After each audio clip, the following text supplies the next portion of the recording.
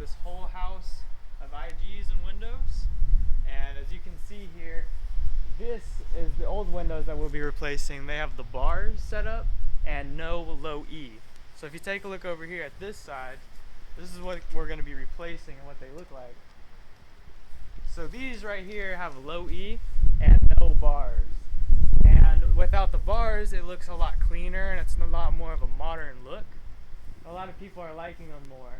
And the issue with some windows not having low E is that it's just clear over clear glass. So that means that the sun goes into it, it heats up more, and what the low E does is it prevents some of the sun from going in.